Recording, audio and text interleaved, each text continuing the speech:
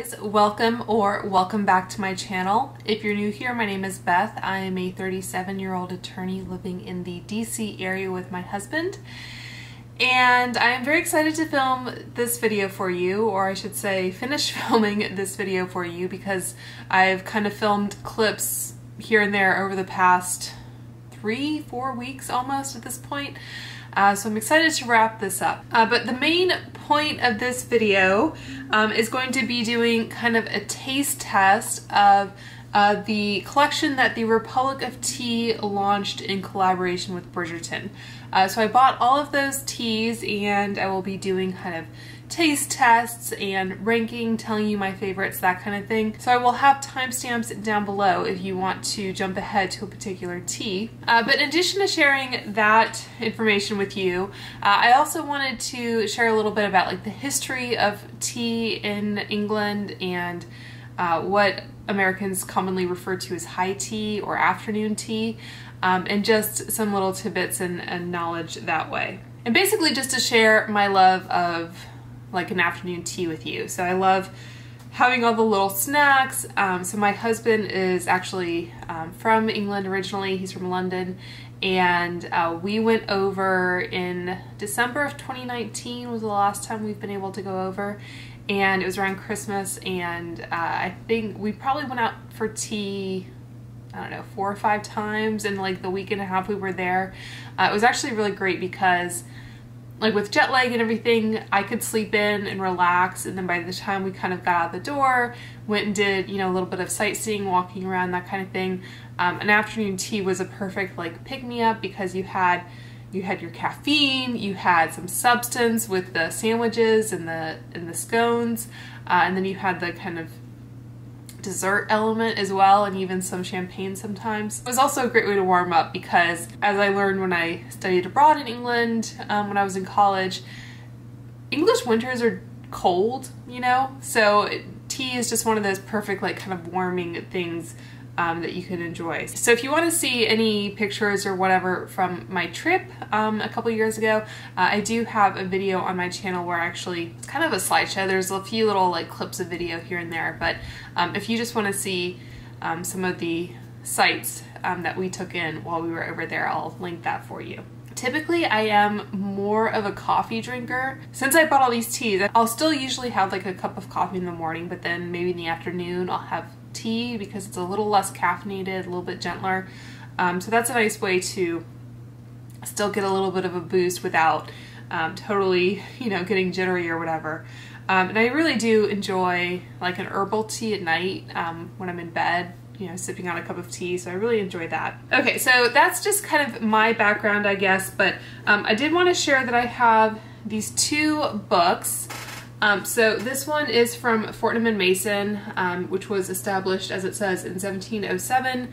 It's in Piccadilly, and this was written by Tom Parker Bowles, who I think is the brother of the Duchess of Cornwall, if I'm not mistaken. So the Fortnum & Mason store in London is really great. It's kind of like a food hall. They sell a lot of tea. Obviously, they have a tea restaurant or tea salon, I guess, which is one that we haven't actually gone to, so we need to make a point to do it next time. But anyway, I just wanted to share this book with you, and I think you can purchase this from Amazon, so I'll link it for you. But what I specifically wanted to talk about, it has this spread here where it says the history of tea. I feel like I'm on Reading Rainbow or something like that. But it's interesting to me, so taking a step back, so I obviously really enjoy the show Bridgerton. I've been a huge fan of like English period dramas since I can remember, like going back to the original like Pride and Prejudice with Colin Firth. And I don't know if this is an unpopular opinion, but if you haven't watched Sanditon on PBS, Sanditon is a novel by Jane Austen. It was actually an unfinished novel, so they kind of adapted that story and finished it, and now it's in its 2nd season. So this part of it is not something that Jane Austen wrote, but it's an extension of a story that she kind of set up. But anyway, I personally have enjoyed, I think, Sanditon more than the second season of Bridgerton. Bridgerton, to begin with, and I've said this before, is they're not trying to be historically accurate. It's like a Harlequin, right? Like it's a Regency romance novel brought to television. But it's still fun. And I would just say that if you do enjoy Bridgerton and you haven't watched Sanditon, I do highly recommend it. So obviously the idea of an afternoon tea has played kind of a big role in the marketing of Bridgerton and some of the set design, I think, as well. But I just did want to point out that I think, I forget offhand, is Bridgerton set in like 1823 or thereabouts? The Regency is named after the fact that there was a Prince Regent at the time, because King George III, who sent the British to the American colonies to try and keep them under wraps, he by this point is a little off his rocker, which you see in the second season. I can't remember if we ever see the Prince Regent in Bridgerton. But anyway, it's during that time period is when they had a regent serving as like the monarch, essentially.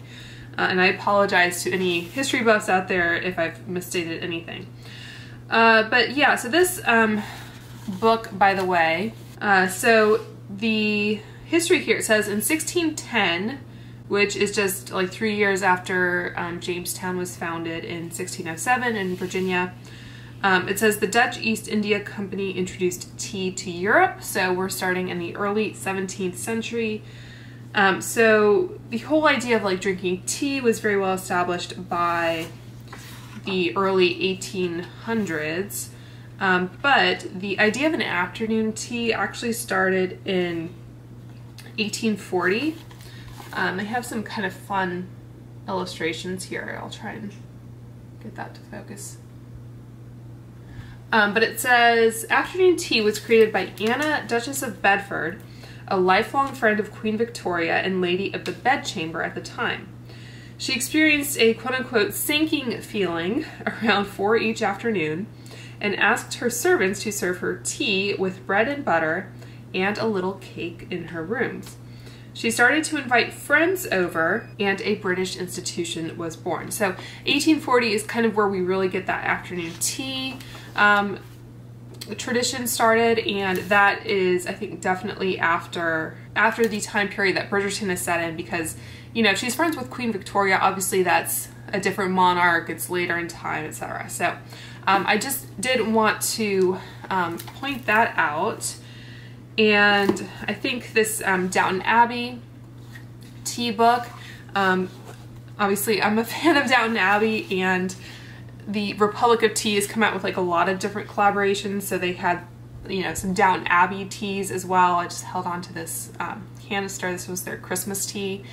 They have like the Crown teas as well.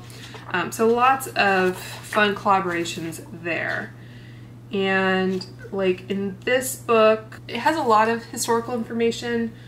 Apparently the first known tea shop in London was opened in 1706 by Thomas Twining, which might be a name familiar to you. You can find Twinings at most grocery stores, I think. I think I have visited the original Twinings location. It's like a tiny, narrow store, kind of in the really heart of London. Yeah, so this one also says, the Duchess of Bedford is often credited with having invented afternoon tea in 1842, so the date seems to be a little bit of a disputed fact there, but 1840s generally I think is where we're looking at. Okay, so this is one thing I did want to call out to you. So it says the Duchess of Bedford is often credited with having invented afternoon tea in 1842. She reportedly was the first to request something to eat, small cakes, delicate sandwiches, along with a pot of tea to battle a quote-unquote sinking feeling in mid-afternoon. But afternoon tea was actually the result of an evolution in British dining culture. Until the late 18th century, dinner was eaten at what we today call lunchtime, and it was followed by supper, which was a much later and lighter meal. So you had dinner at noon, for example, and supper at like 6, I guess. Tea in accompaniment with bread and butter was already part of 18th century visiting rituals as dinner started to move further into the afternoon. By the end of the 19th century, so late 1800s, dinner had migrated to the evening, creating an opportunity for the well-to-do to dress up for the occasion. So the word tea could mean several things in the Victorian and Edwardian periods. So Downton Abbey takes place in the Edwardian era. I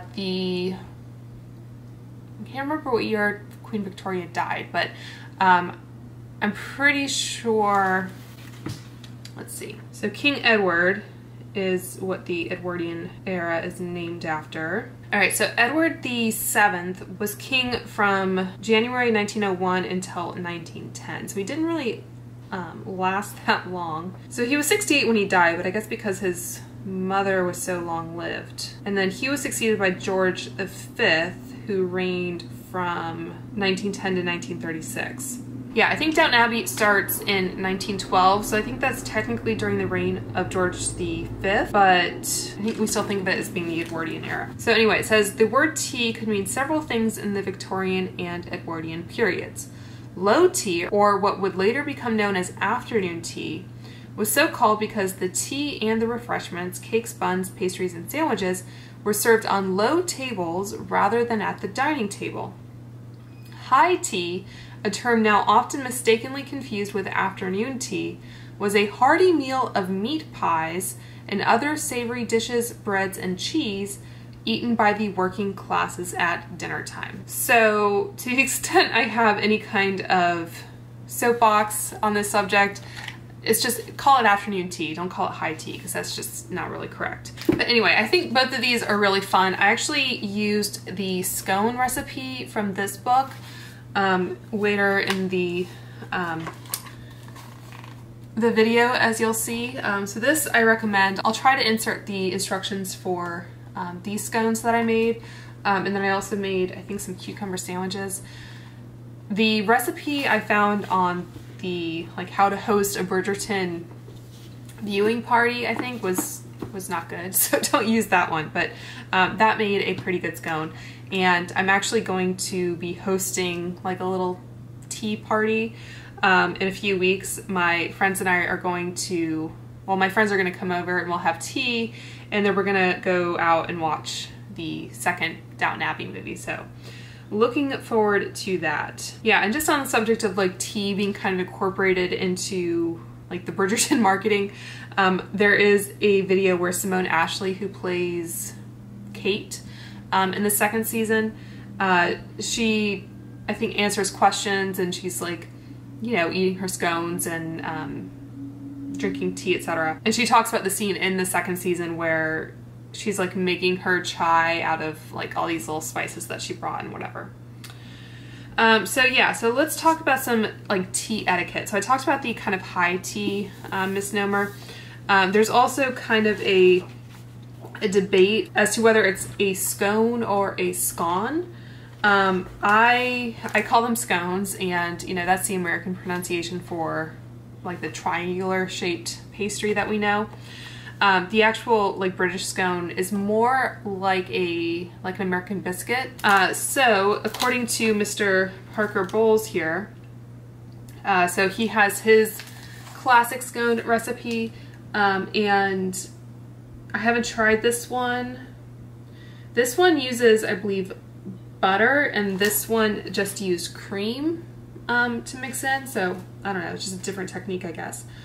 But this one says classic British scones, and that's scone like gone, not scone like cone. Okay, so there's also another debate between whether the clotted cream goes on first or the jam. Usually it's strawberry jam, and that's another kind of, I guess, hotly debated issue in the UK. So in Devon, which is a, I think, county in England, I guess they put their cream first, and in Cornwall they put jam first. You know, whatever floats your boat on that. But I guess just know that there is some controversy on that subject. And I think the one last thing I will say, so you don't look like an idiot if you ever go out to tea, is that the whole like pinkies up thing is not a sign of, you know, I don't know, good breeding or anything like that. It's actually the opposite.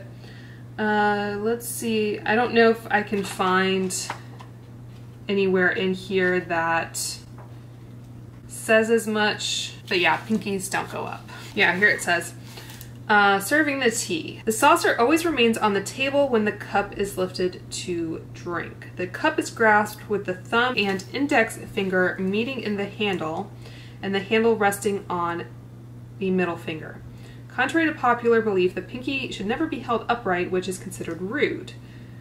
Finally, tea is sipped, not gulped, and the cup is returned to the saucer between sips.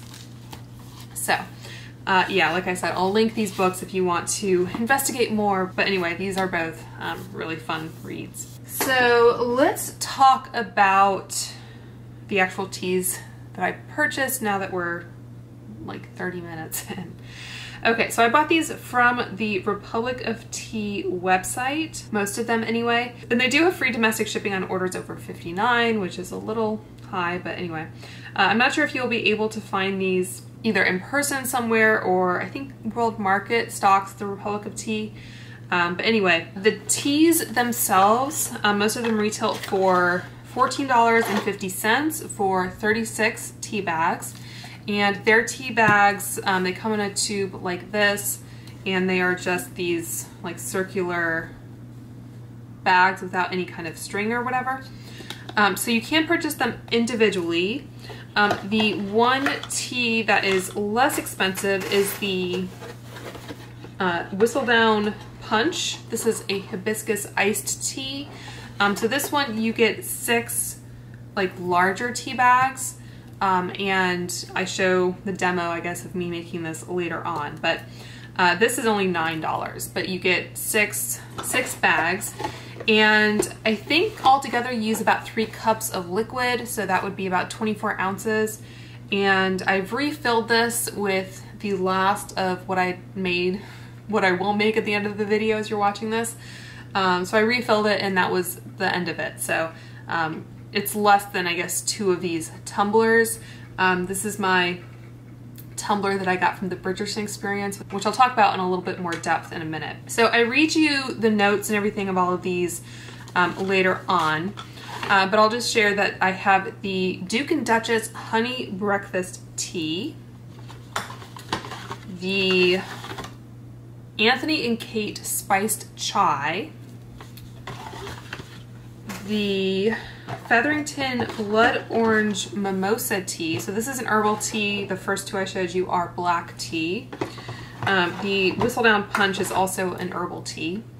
And then we have the Queen's Cake Vanilla Fruit Tea. This is also an herbal tea. And then the last one I have to share with you is the Queen's Ball Vanilla and Lavender Earl Grey Tea. So I have another black tea. I purchased this one at the Queen's Ball, the Bridgerton experience, which I've mentioned before. So you probably won't be able to find this, but you know, I still show it to you and describe it and all that. So in addition to all those teas, they have a Bridgerton White Honey for tea, which I did not purchase. And then they also have where you can basically curate your own little gift set. And I think the cost is dependent on which teas you choose. Like if you choose the Whistledown Punch, I think that one will be less expensive. But the box itself, I think, is $3.50 that you're paying in addition to the cost of the tea. So I picked it up as part of the novelty. I don't think that it's anything like super special or remarkable. So, you know, if you're giving it to someone as a gift, I think it would make a nice presentation maybe, but as far as like being a collector's piece, I don't really think it's anything that extraordinary. So they have it where you can pick 3, and then they also had one that was 2. So this one has kind of an open front, and that is what that looks like. So again, you know, nice kind of gift presentation, but I don't know that it's worth the extra money. It'd be nice if you got it as kind of a bonus if you purchased a certain quantity, but alas, they make you pay for it. There's also the Bridgerton Tea and Mug custom set where you get whatever tea I think you select, and there's also a mug which didn't seem to be all that special. I don't even know that it has any like Bridgerton branding on it. It does have like bees, and I'm guessing that's like wisteria or whatever. There's that, which I did not get. There's the option to get 2 teas and a honey, and put that, it looks like it could be the same box as the first one I showed you. And then the last thing I purchased was actually this planner. I think you can either purchase this by itself or with a tea as a set. This is the official Bridgerton undated planner, includes stickers. I don't think this was something that Republic of Tea made. It says it's published by Universe Publishing. I'm not familiar with them. But anyway, I just kind of picked this up. It has an elastic band, and it has, you know, a spiral inside with some quotes in it. And, you know, it has pictures and like an undated planner, Monday through Sunday. And, you know, it just kind of goes through with pictures and quotes like so. I think these are mainly from the first season, which I guess would make sense given lead time and publishing. If you wanted, you know, some art of the Duke, perhaps. So anyway, so this was, I don't know, just kind of fun. And then we have, it looks like some sections for notes and some stickers, always like my favorite part of a planner. And we have this kind of like secret pocket in the back. This is just flat, even though it looks like it could be a letter. And then there's just, you know, space for you to shove any little receipts or cards or whatever you need to in there. Okay, so I purchased that. And I did want to mention also that I did get this kind of pamphlet flyer in the mail. And if you ever get one of these catalogs or whatever from Republic of Tea, I think I've ordered from them in the past. I don't know if you can go in and like put your address in just to get catalogs, but they usually include a free sample. So like this one has the Featherington blood orange mimosa tea. So if you ever do get catalogs from Republic of Tea, make sure to not throw them away without actually checking to see if they have a free tea bag, which is kind of nice. And while we are kind of on a kick in terms of, you know, Bridgerton buying, I guess, I'll show you, I think I showed this later in the video or I put it on my Instagram. This is from Beekman 1802. It's their Bridgerton set of 4 high society goat milk soaps. And there was a really cool like virtual reality thing that you can do. You like download an app and it like shows this. Gentle readers, wash away the day and your indiscretions. Again, I think I have the reel saved on my Instagram. But then these little soaps are all meant to look like the Lady Whistledown's society papers. And they're actually different, which is kind of nice. So you have issues 1 through 4 and like the text and everything on the wrapping is different. And they smell nice. They're kind of, I'm not sure what they smell like exactly, if it's jasmine. But anyway, nice and floral. It says, high society soaps, all your dirty secrets come clean. Okay, so their fragrance, they describe it as one of our most layered fragrances to capture the intriguing layers of the Bridgerton world. Top notes are bergamot and lemon. The middle is vanilla, jasmine, violet, sandalwood, hint of lily. And the base is patchouli, amber, musk, and rose. And the essential oils are lemon, patchouli, and bergamot. So, yeah, I don't plan to use those soaps, but they do smell nice. So a few more ways to kind of get your Bridgerton fix in. Kitsch, which is like a hair accessories company, has come out with some Bridgerton products. This one that I have is the XL adjustable satin bonnet, which is not a type of product that I typically use. I do have wavy hair, but I typically just put it up in like a satin or silk scrunchie, and I do have like a silk pillowcase. Kitsch also makes satin pillowcases, so they're made out of polyester, but they have a satin weave, which is what gives them that slip that is supposed to be better for your hair and for your skin. So they have pillowcases, I think, in this pattern, which I was going to buy, but then they were out of stock. They also have some scrunchies, which are now back in stock, and I'm kind of toying with the idea of buying them, but I don't know, it seems a little silly. But anyway, I just wanted to kind of have something in this print. As I said at the beginning of the video, my name is Beth, and so everything having these kind of B initials on it, I guess just brings me added joy or whatever. So maybe that's why I'm so into it. But I thought I could possibly turn this into maybe some kind of pillow. I'm not sure. But that would be, I think, the way that I would most enjoy using it.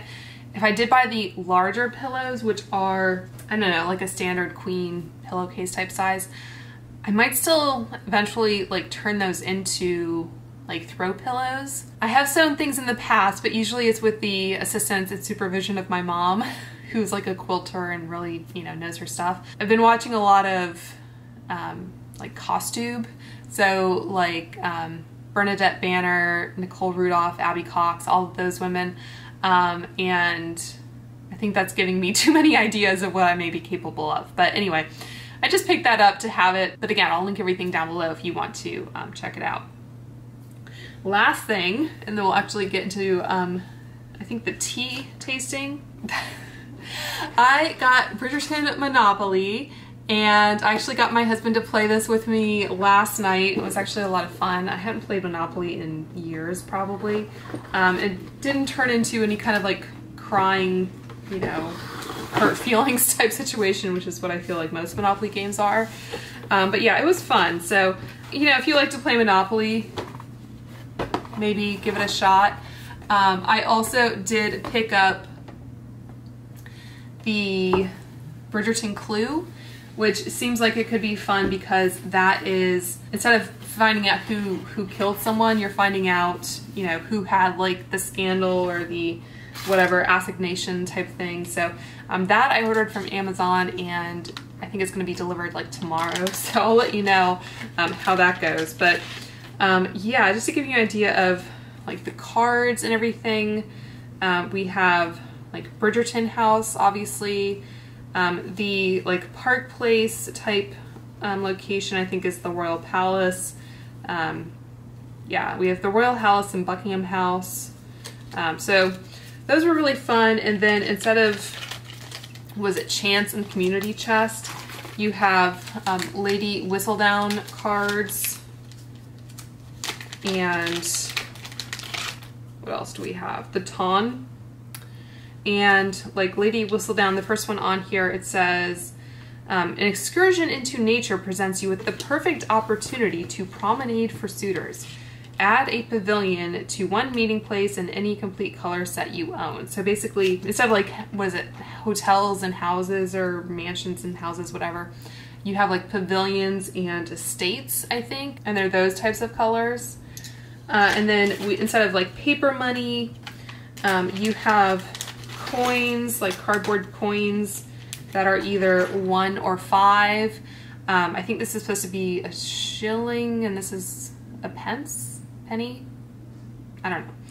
And I was joking to my husband that, like, because the numbers are lower, I think children would actually find the math a little bit easier compared to the normal Monopoly.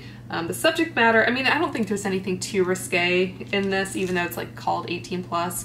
The show is risque, but and the dice have purple dots. And then finally, just to kind of give you the idea,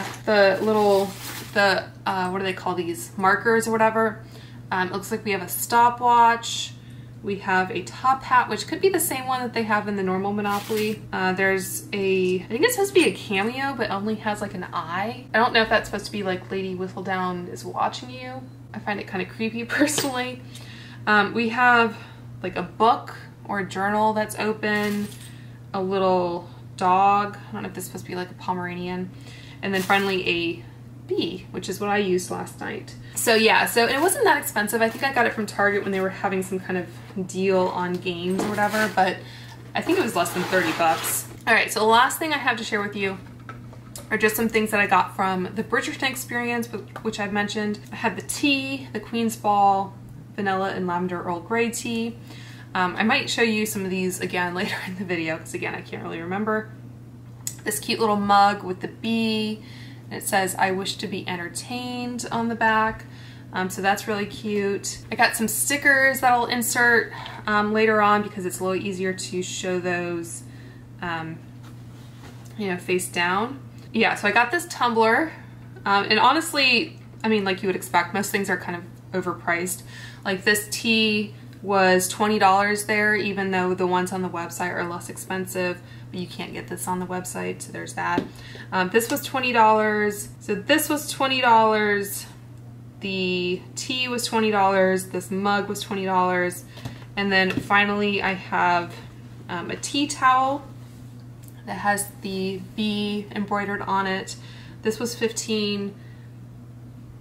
You know, the quality is probably not worth what I paid for it, but that's just kind of how it goes.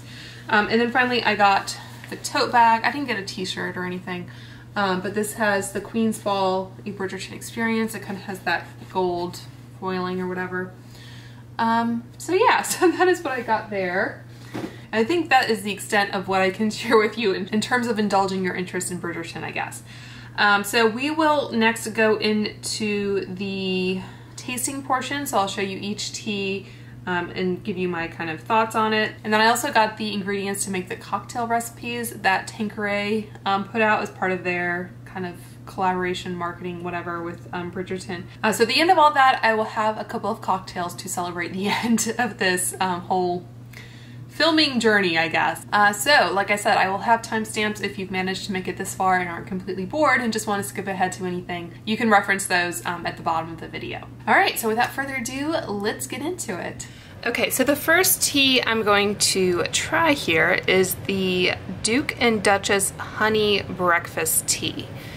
And it says that it is strong and sweet. Pure sweet honey tempers the boldness of strong black tea. Could there be a more perfect coupling? Sip this seductive infusion to ignite desire and ultimately devotion. Best taken with a big spoonful of warm milk. So the directions say to steep 1 tea bag in 6 ounces of boiling water for 3 to 5 minutes. Enjoy hot or let cool and pour over ice for a bold refresher. And this has black tea, sweet blackberry leaves, and natural honey, vanilla, and orange blossom flavors. And this has 36 caffeinated tea bags with a net weight of 1.9 ounces. Okay, so this teacup that I have here, I got from Amazon. So it was a set of 6 with different patterns, but I thought this color kind of suited this tea. So if you haven't seen the Republic of Tea tea bags before, they come in these little round discs. And this teacup is actually a little shy, or just about 6 ounces, so ideally I would be using loose tea and steeping it in a teapot, but I wanted you to be able to kind of see the tea develop. So let me go grab the boiling water.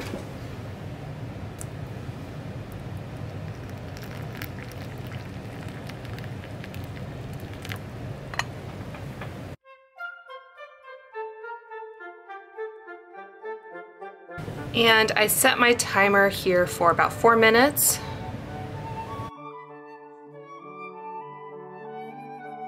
So while this is steeping, just move it off to one side, I wanted to show you the little treats I have here that I've made for myself. So I have these small little cucumber sandwiches. Normally they're a little bit bigger than this, but the loaf of bread I had was a bit on the small side, so when you obviously cut off the crust, then it becomes quite small, and I cut it into thirds once I cut off the crusts. And then this is one of the scones that I made. I actually used the recipe from the Downton Abbey cookbook, and I made these yesterday and then I just kind of warmed them. But before I put everything on them, I just wanted to show that you are supposed to just kind of pull them apart, not cut them. And these are currants in here. This is the second scone recipe that I tried. The first one was on a page where the, I guess, producers of Bridgerton had like a how to host a Bridgerton watch party kind of thing. And interestingly enough, it was for the first season, so I guess they anticipated some hype around it, but that recipe did not turn out well for me. It was very sticky, and that recipe actually had butter in it that you kind of worked in with your fingers the way you would, like, I guess a biscuit dough or a pie crust. This one didn't have any butter. It was just, I think, heavy cream. So I just thought that was kind of an interesting difference there. And I'm putting clotted cream on here. I prefer to put my clotted cream on first. This is what it looks like. I got it at Whole Foods, and it's kind of, I'm scraping the bottle here. We've been sampling some different scones over the past week or so. Yeah, it's kind of, I guess, a mix between whipped cream and butter is how I would describe it. And then on top, the traditional accompaniment is strawberry jam. So I got this also from Whole Foods, I think. And this is also kind of scraping the bottom here. I'll share the recipe for these. The one I tried the first time, I think whoever provided the recipe said that she developed it based on like a Mary Berry recipe. And as you know, Mary Berry is kind of the queen of British cooking. She was on the first few seasons of the Great British Bake Off or baking show. But that one just didn't work out. It was very sticky, like I said, very hard. Oh, there we go. So now that this is steeped, I'm just going to carefully remove the tea bag. I'm generally more of a coffee drinker than a tea drinker, but sometimes I do really enjoy a cup of like English tea. So this is basically just chilled milk. I didn't heat it up or anything. I'm just gonna put a little bit in there.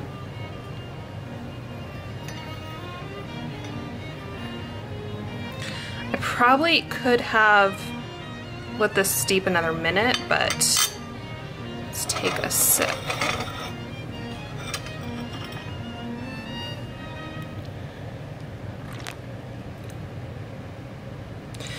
Yeah, I think this might have needed another minute, to be honest. All right, I think I might go for round 2 here. Okay, so I poured another cup here, fresh tea bag, and I poured it over in the kitchen closer to the kettle. So this one we're gonna let steep for 5 minutes, and then I think I'll give it a try before I add milk to it. So just to let you know my preferences, usually we purchase like PG Tips, which is a strong like builder's tea, and I'll add milk to that. I also like Earl Grey tea, and generally I drink that just plain. And when I drink coffee, I usually just add like half and half. I don't usually add sugar to hot coffee. Those are kind of my preferences for tea.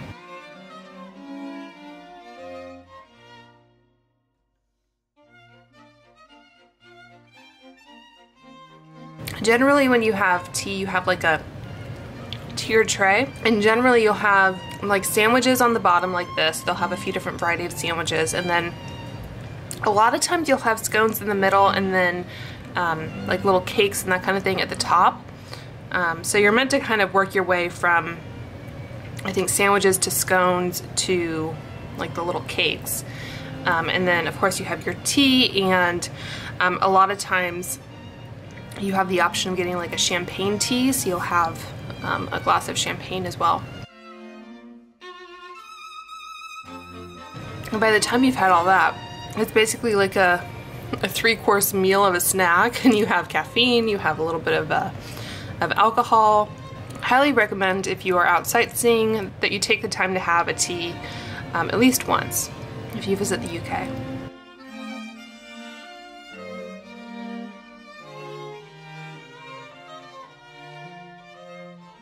Okay, so it's been 5 minutes.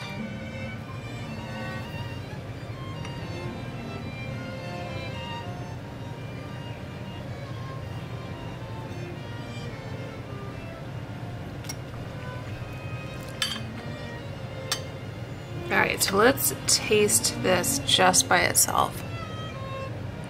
Yeah, it's not a very strong tea.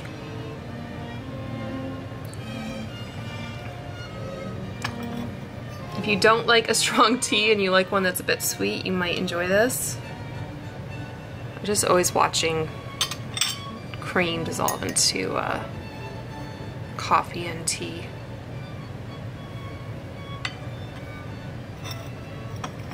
And the whole pinkies up thing, I don't think is actually correct etiquette, in case you were wondering.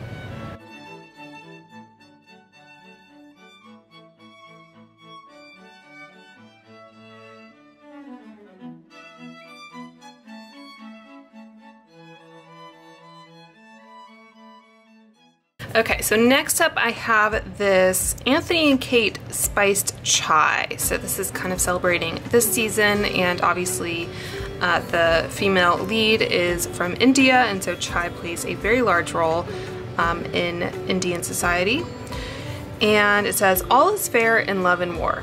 This medley of exceptional black tea and exotic spices steeps a rich and formidable cup, best sipped when spirited scheming and taming wicked rogues are on the agenda.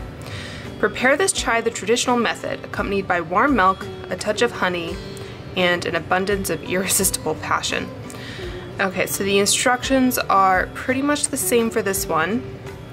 And the ingredients are black tea, organic cinnamon, organic ginger, organic cardamom, organic cloves, and organic black pepper. So I'm reusing the same cup here, which I think is maybe for the best because then it will be already pre-warmed.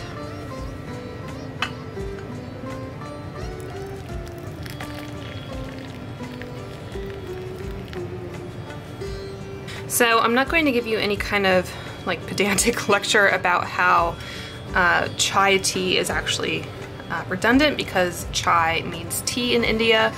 But as you know, we have more than just one type of tea here, and so it's just the English way of saying it. So I don't know why some people get so up in arms about it, but I almost made to go with this a coronation chicken salad, which I think was invented for Queen Elizabeth's coronation in, I want to say it was 1952. And because of the influence of Indian culture on British culture, it's basically like a curried chicken salad. So you would have cooked chicken, curry powder, mayonnaise, and I like to put like celery and raisins in mine.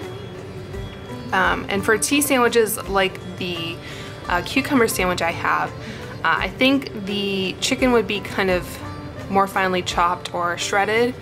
It's not as kind of thick and chunky as most chicken salads that you get in the US. So this one smells really good. I'm not planning to add any honey to mine. I'll just add a bit of the milk.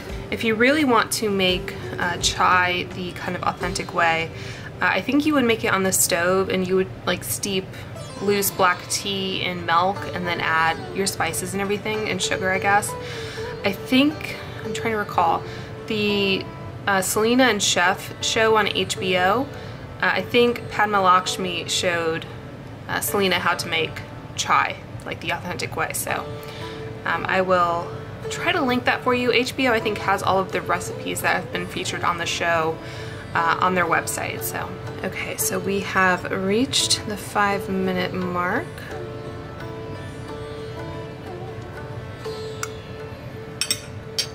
All right, I'm gonna give this a sip again just to see what it's like.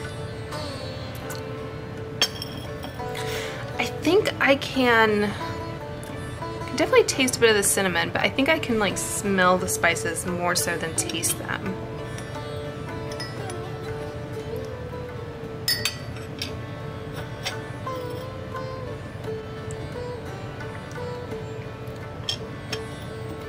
Yeah, so far the black teas are not my favorite, to be honest. I have tried one of the herbal teas already though, and I think it's fantastic. So Because it is the afternoon now, I'm going to finish this cup of black tea, and I think I might rejoin you later to share the herbal teas with you.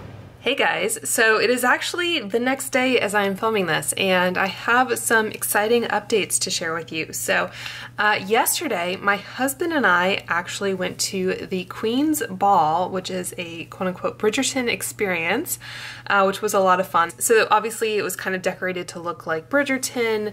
There were some dresses from the show and dancers and that kind of thing. So I'll probably insert some photos from that.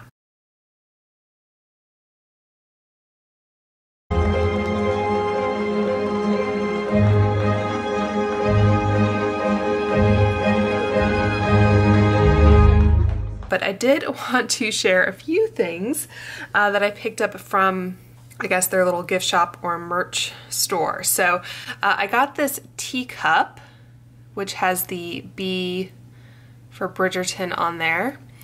And then on the back it says, "I wish to be entertained." And that is what it says on the bottom. So very overpriced little teacup there, but I thought it was cute. And then we also picked up this tea, which I believe might be exclusive to the Bridgerton experience. So this is the Queen's Ball Vanilla and Lavender Earl Grey Tea. And it cracked me up because yesterday I was talking about drinking Earl Grey, but I didn't have one. So it says, "By special invitation, delight in this exquisite tea, especially blended for the most anticipated and exclusive event in town, the Queen's Ball. Traditional Earl Grey black tea is elevated with French vanilla and finished with a touch of sweet lavender for a cup as unforgettable as an evening with Her Majesty, Queen Charlotte, and her court." And the instructions look to be the same. This one says, "Nice with a splash of warm milk and a few macarons."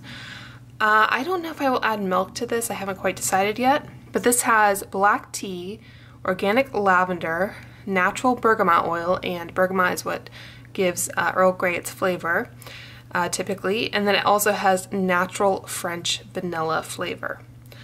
All right, so I pre-sliced it. These have a sticker that keeps it closed. It smells quite nice. Okay, so let's put it in like so.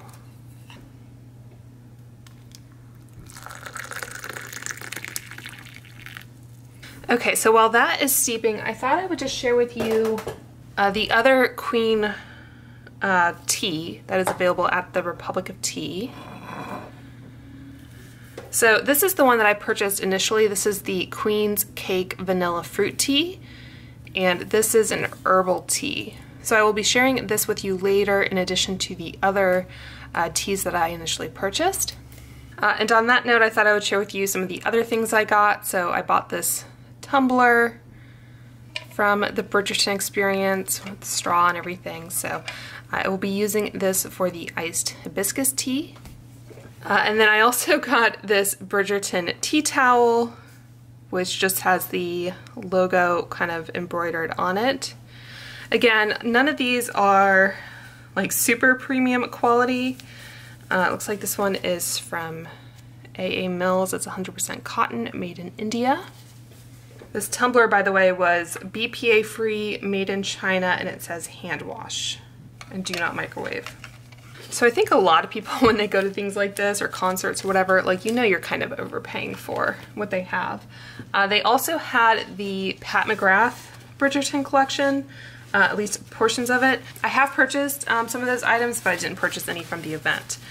I did also get this tote bag, which I've kind of folded up to fit, but I'll show you when I do the on-camera portion. And then finally, I also got some stickers. So I've already kind of opened them because I was curious what was in here exactly. So I thought I would quickly show you what is inside. So we have Lady Whistledown Society papers. There's a diamond. Her Royal Highness Queen Charlotte. A bee. Top hat. I think this is supposed to be wisteria, the silhouette, there's a rose here, and then finally just the Bridgerton. And then these cards, they were kind of handing out as we came in. There was some kind of like scavenger hunt or something you could have done. I didn't bother with it, but I thought this was kind of a fun touch. All right, so it's been 5 minutes. Tea looks like it's a nice color.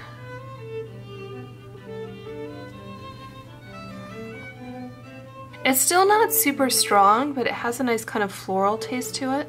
Slightly sweet from the vanilla. I think my preference would be just to drink this plain.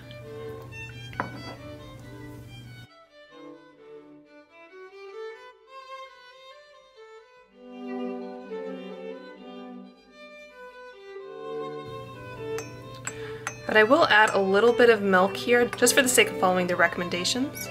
It's fresh milk. It's not from yesterday, don't worry. Yeah, I think that might bring out some of the vanilla. I think with that vanilla and lavender, it's less kind of citrusy than a lot of Earl Grey teas.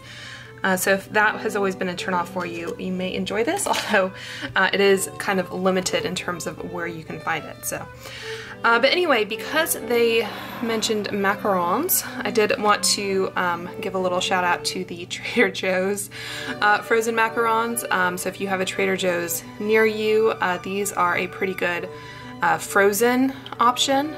So there are 2 fig, 2 lemon, 2 apricot, 2 coconut, 2 pistachio, and 2 salted caramel, and 3 of those are 110 calories, which is pretty good for a little treat.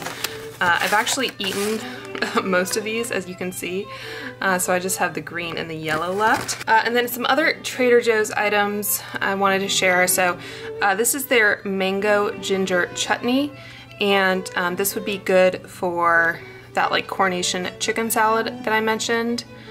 So Trader Joe's has some good Indian food options if you'd like to kind of embrace that aspect of the show. I think for the actual night that I watched Bridgerton, because I think I did watch it in one night, we had some of their like frozen samosas, we had their naan, which is great, we had the, is it chana masala? They're like chickpeas, and I think buttered chicken. It's either buttered chicken or chicken tikka masala, I can't recall. But yeah, they have some great frozen options, so shout out to Trader Joe's for that. Okay, so I'm going to finish this little cup of tea because I feel like I do need the caffeine right now, and I will be back later for the herbal and iced teas. Okay, so the first of the herbal teas I have to share with you is the Featherington Blood Orange Mimosa Tea. So this one says, the pursuit of a fruitful match. These days, the modern young lady must display a miscellany of talents in her quest for a suitor. The ladies of the Featherington household are no exception to this rule. This quest requires delightful refreshment in the form of this ruby-hued hibiscus tea laced with the essence of champagne and blood oranges. But will this be enough sustenance to fill a dance card?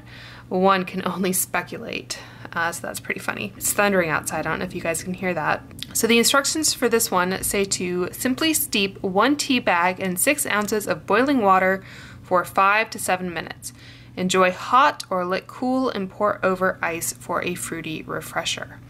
So I'm going to go ahead and start the steeping process because I already have my kettle of water here.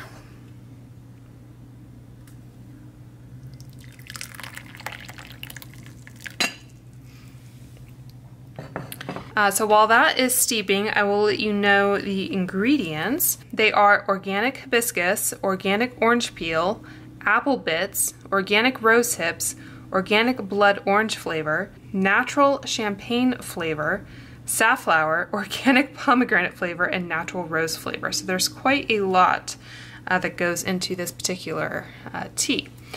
And this is not the first time I've tried it, so I have already kind of gotten into this one. So you can see I am pretty far down in the tube there. This comes with 36 tea bags. And I will mention for some reason that the cap on this one seems a little hard to kind of put back on. I end up having to kind of push it in. None of the other ones have given me that issue, but this one, for whatever reason, just is a little bit difficult. And without totally spoiling the end of this video, I think this is my favorite tea that I've tried from this collection. So when I opened it, I just got this immediate aroma of like candied orange. So if you've ever had Lebkuchen, which is a German gingerbread that comes out around Christmas, or any other kind of dessert that has that candied orange flavor, that is what really comes to mind. Like panettone maybe. There's a strong resemblance to those types of desserts with this tea. So I really, really enjoy it. And I like hibiscus tea generally. I'll buy like the pure hibiscus tea bags from Costco or whatever. So I really enjoy something like this in the evening, and this is a really good one. So I recommend picking this one up if you do enjoy herbal teas. Okay, so the timer is up. Honestly, I normally use my ember mug and I'll just leave the tea bag in there as I drink it, but I think that is not proper etiquette. But anyway, you can see that it is a very pretty ruby color.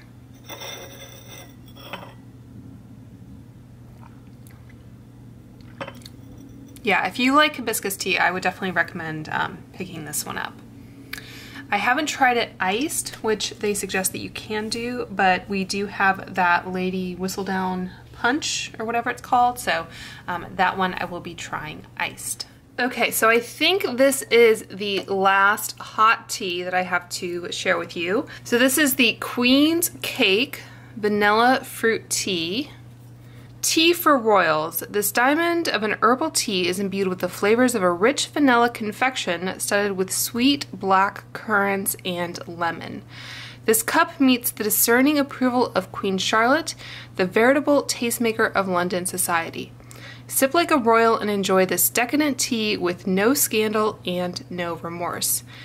And for this one, you steep a tea bag in 6 ounces of boiling water for 5 to 7 minutes. It says you can also enjoy it hot or let cool and pour over ice for a satisfying refresher. So this has organic green, oh gosh, rooibos, I think. That's that, I think it's like an African, usually it's a red tea, but anyway, it's an herbal tea. There's also organic orange peel, organic licorice root, natural French vanilla flavor, organic black currant flavor, organic lemongrass, and organic lemon flavor.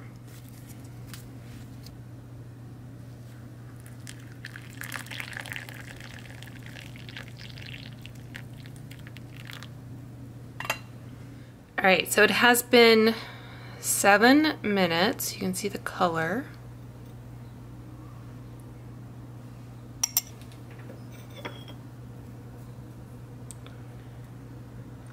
And this one is very nice. You do get a lot of that, I think it's rooibos flavor. So if you don't like that underlying flavor, you probably won't like this tea, but it's a very nice kind of subtly fruity type taste. I think I still prefer the like hibiscus base of the other herbal tea, but this one is very nice, and I will definitely finish drinking this tin. I don't know, at some point I might mention that this is a mix of kind of first impressions and teas that I've already tried. So just to give you some sense, that's kind of how far down in the tin I am. So I'm kind of alternating between this one and the Featherington tea at night when I want a nice cup of herbal tea. I don't know if I would like this iced though. I think you see hibiscus tea that's iced pretty frequently, but I don't know if I've seen like rooibos tea on ice. Okay, so I think it's actually rooibos. Rooibos. Yeah. Rooibos. Rooibos. Or rooibos. Rooibos. Okay, so that concludes this kind of top-down portion of the tea tasting. And up next we will have the Lady Whistledown Punch, which is an iced tea. Okay, so the time has come to make this Lady Whistledown Punch, or just the Whistledown Punch, I guess. So this is a hibiscus iced tea, and I saved this one till the end because I'm not making this in like a little teacup like I did the other ones. I'm actually making it in like a pitcher, and I just didn't really have the setup to be able to do that effectively underneath the camera like I did. So before I make the punch, I did want to describe what this tea is and how to make it. So it says, is there a more perfect way to start the season of attending balls and other such events than with this delectable iced tea? A fashionable arrangement of exotic hibiscus blossoms with a melange of citrus and pineapple steep a pleasing refreshment to sip while indulging in the latest gossip. And the ingredients in this one are organic hibiscus and organic green rooibos. Now that I just looked up how to say that properly. This one, the Featherington tea, was just hibiscus, and the Queen's cake was just rooibos. So it's interesting that they kind of combine them for this iced concoction. And I just said that when I looked at the instructions for this one, it said that you could pour it over ice for a kind of iced tea. And I said that I didn't know of many iced herbal teas or infusions, I guess, that use rooibos. So I guess, you know, they're proving me wrong here. It says organic orange peel, natural pineapple flavor, organic licorice root, and organic monk fruit. And monk fruit is an ingredient that they put in a lot of sugar-free products to add sweetness, but it doesn't add any calories, I don't think. But anyway, those are the ingredients in the notes. And to make this, so you only get, I think, 6, was it? Yeah. It says 6 caffeine-free quart pouches. So to make this, you steep 1 pouch in 2 cups of boiling water. The other ones were, I think, 6 ounces. So more than double the amount. And you steep it for 5 to 7 minutes. And then you stir in a heaping cup of ice, then 1 cup of cool water. So because of all the steps and everything, I'm just going to do that in the kitchen, and I'll obviously show it to you. I'm going to use my Bridgerton tumbler that I got at the Queen's Ball. Anyway, I'll be putting it in here and probably adding more ice as well. So just to show you the tea bag. So I did actually make this once already, so I have tested it, and to me this has a very kind of off-putting smell. I think a lot of what I'm getting is the pineapple. It says natural pineapple flavor, and I like pineapple, but it almost always has like a weird aftertaste to me. I don't know if anyone else experiences that, but I think it's the pineapple flavor that's kind of really turning me off. I do kind of smell the licorice and the orange peel as well. So I would say only purchase this if you really do enjoy pineapple. But just to show you how they come. So they're kind of, you know, rolled up in there. And this is what one bag looks like compared to one of the like individual cup type sizes. So just for the comparison there. So I'll go ahead and put this in the pitcher, and like you see here, it's down at the bottom, so I will go make this tea, and then I will be back to, I guess, pour it into this and sample it for you. I have already tried it, like I said, but anyway, I'll be right back.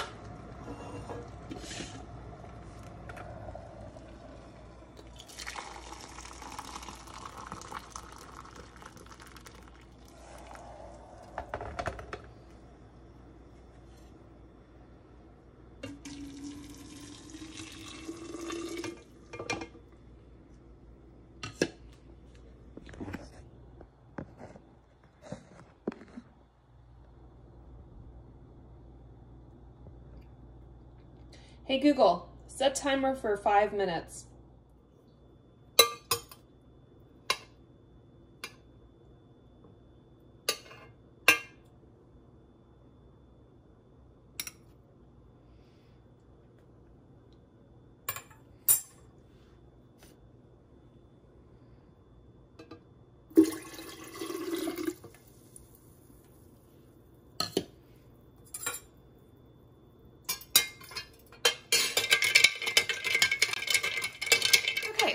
So I have my pitcher of freshly made, oh, it's still warm on the bottom, my freshly made somewhat iced tea. And I also have my tumbler with some additional ice cubes. So let's go ahead and see how this does. Test my arm strength here.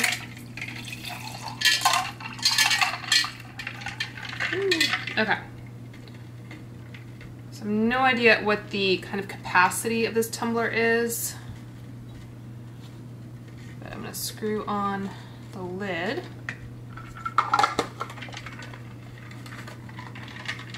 It's always a really pretty color to me, this like ruby color. Side note, I saw that Panera, at least my local Panera, they changed out, they had some like herbal iced tea that was an option, and I used to like to mix that, especially with like black tea if I didn't want as much caffeine or just a bit of a different flavor. Last time I went, they had swapped it out for like, I don't know, I think it was like some kind of like caffeinated lemonade, or if it wasn't caffeinated, then it had sugar, and that's the whole point of a tea like this, where it's not carbonated, it's not necessarily caffeinated, but it can still be really refreshing. So that was kind of a disappointing change, but you can make your own hibiscus iced tea fairly easily, so.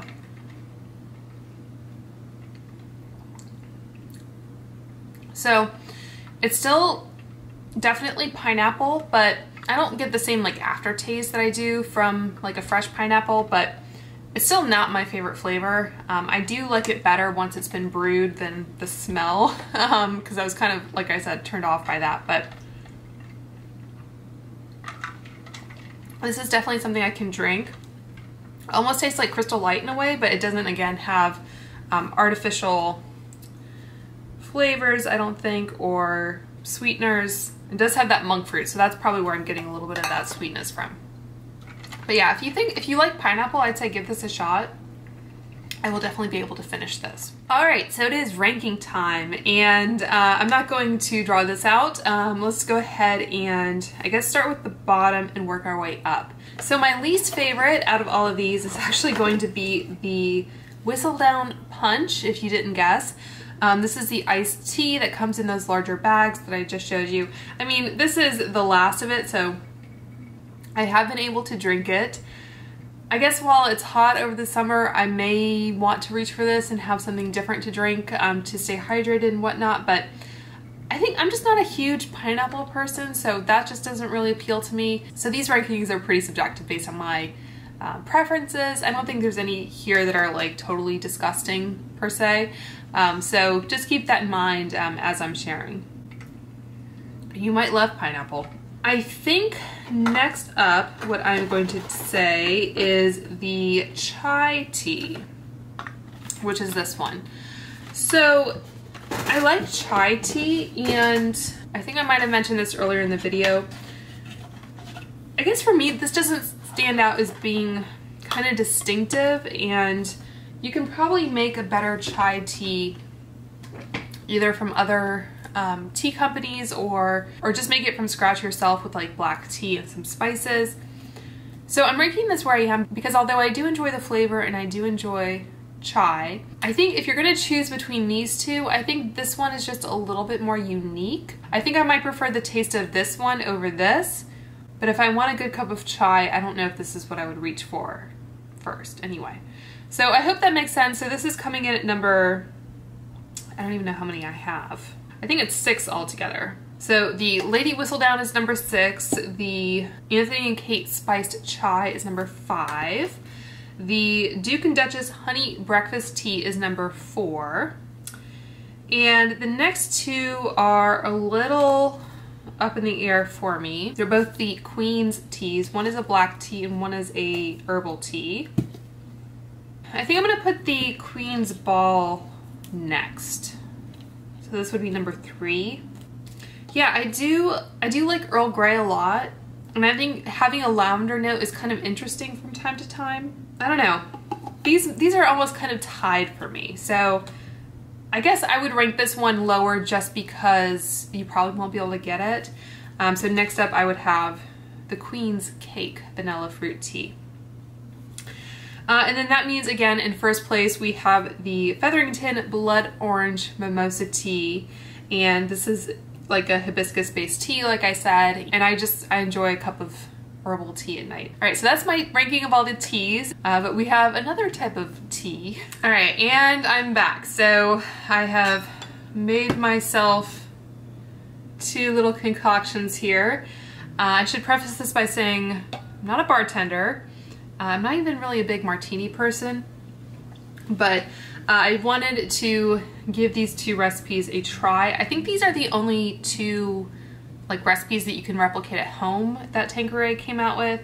They had these like little cocktail sets that you could purchase, but in Virginia anyway, you can't order alcohol on the internet and have it delivered to you, so unfortunately that wasn't really an option. Okay, so the first one I have here, this is the Bridgerton Tea Teeny.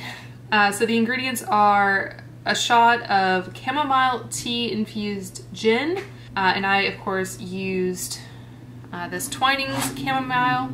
To make that, you infuse 120 milliliters of Tanqueray with 1 tea bag, and then you let sit overnight at room temperature. So I made that. And then this also has dry vermouth and the orange twist in it. So it's nice. I think my husband and I tried to make gin martinis a while back, and I think we used like extra dry vermouth, and I think it really needs just dry vermouth, otherwise it's not sweet enough. This other one is called a Tanqueray and Tawn Martini. And this just has the normal Tanqueray gin, dry vermouth again. It has 2 dashes of orange bitters, and this one has like a lemon wheel as opposed to an orange twist. I think I prefer the first one with the chamomile. So don't worry, my husband will help me finish both of these. One last thing that I did want to mention, I actually figured out which glasses they are using in their ads. They look like coupe glasses, but then you can see in some shots that they actually have little handles on them like a teacup. So it's like a teacup on a like cocktail glass stem. So I did find this. They are rather expensive, but if you were curious, I will have a link to that down below. But I hope you guys enjoyed this exploration of, you know, different Bridgerton marketing tactics, I guess. I had fun doing it, and I hope you had fun watching. So please subscribe if you haven't already, if you like this kind of weird video, I guess. But I hope you guys are doing well and staying safe, and I will talk to you next time. Cheers.